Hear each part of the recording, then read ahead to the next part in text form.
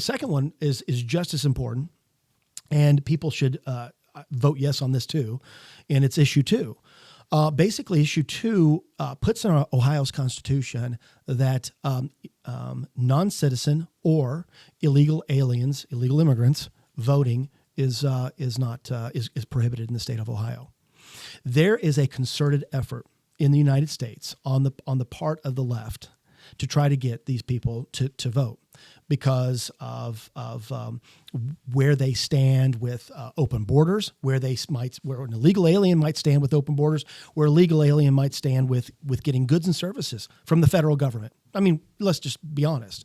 In our welfare system, and already Biden outdid Obama. Wow. With the phone. He's giving free smartphones.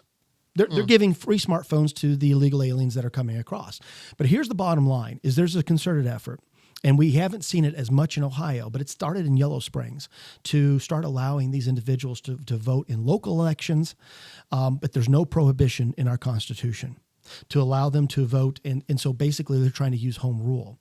There's no prohibition in our Constitution right now against that. What the Constitution actually says is that it says what an elector may be, a voter may be. It says United States citizen, Ohio resident, and over 18 or above, and registered 30 days prior. It doesn't say who can't be. And so what you're starting to find is the fuzzy line of whether or not this is going to happen in the state of Ohio. And my point is it's coming. They want this to happen. And I think it will dilute the votes. And if you think that it's bad now, it's going to get much worse. And so that's insane to me. So what you're saying is that because isn't it enough to say, I'm blown away by that a little bit. Isn't it enough to say this is the criteria? If you don't meet it, then you're not qualified to vote? Well, that's what I'm saying. The Constitution says who is allowed to be an elector. I mean, it says who may be an elector. It doesn't say who can't be an elector. It says who may be an elector. So that envelope's getting pushed right now. And what we're trying to do in the Constitution is saying, yes, and you may not be an elector if you're an illegal alien, non-citizen. If you're not a citizen of the United States, doesn't matter if you reside here, legally or illegally, you can't vote in our elections, period.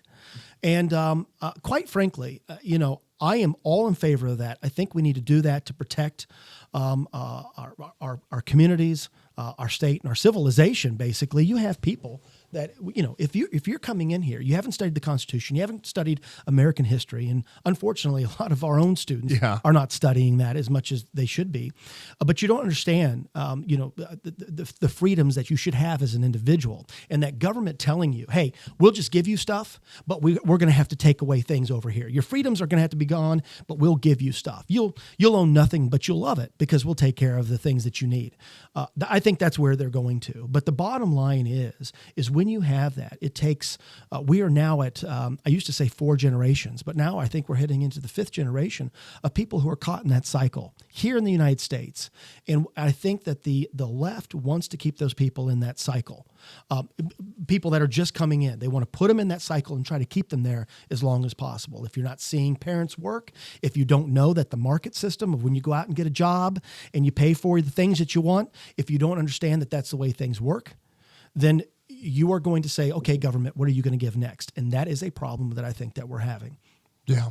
Yeah. And I think that's where we're getting caught up in the idea of individuals coming over from countries that, unfortunately, are not, there's not a personal freedom. There's not a constitution that protects the individual. And so they think already that government is the arbiter of goods and services. Okay. Yep. And so when they come here, they're automatically thinking that. Usually, often in those scenarios, it takes several generations for people to start making money and start saying, I don't want government. But we just don't have that time anymore. No. Because, I mean, if you're looking at an extra 12 to 15 million in 4 years, we're going to have a lot of troubles and issues in our country.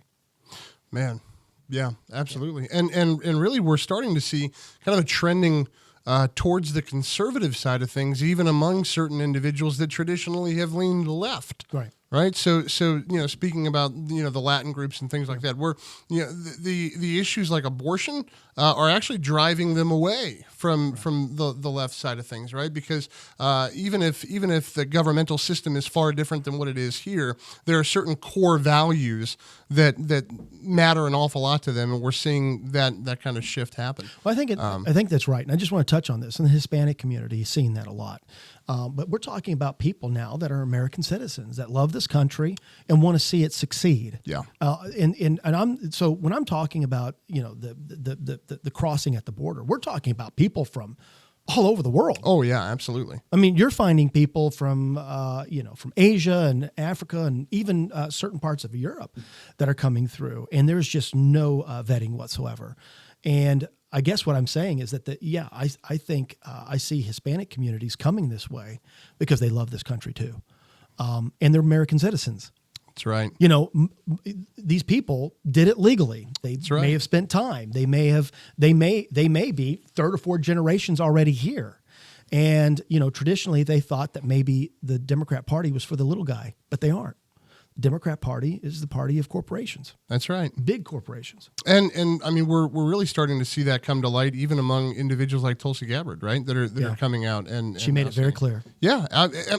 And honestly, she laid that down better than a lot of conservatives that I've heard. I know. She's so, right? she was so articulate about it. And it would be nice for more conservatives to be able to come out and say that same thing. Yeah. Well, more Republicans. Yeah. I think conservatives are trying to say those things. And she certainly has an avenue to say it because of where she was. And she was running for president. Yeah. In 2020. So anyhow. But I thought what she said was fantastic, and I think she's spot on.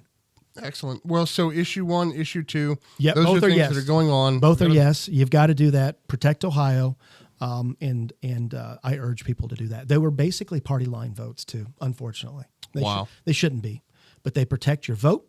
They protect our election. Ohio elections are for Ohio citizens, and our communities should be safe.